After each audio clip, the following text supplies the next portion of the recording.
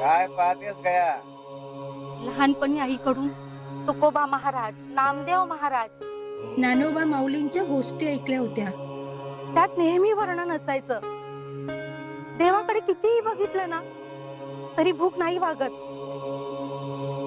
तुम्हाला पाहिलं आणि यातला खरेपणा पटला. स्वामी, तुम्ही असंच तिन्ही त्रिकाळ डोळ्यासमोर राहावं. त्या 5 पिवळ्या पाकळ्या म्हणजे पांडव. ते 3 तंतू दिसताय.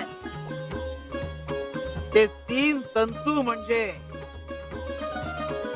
ब्रह्मा, विष्णू,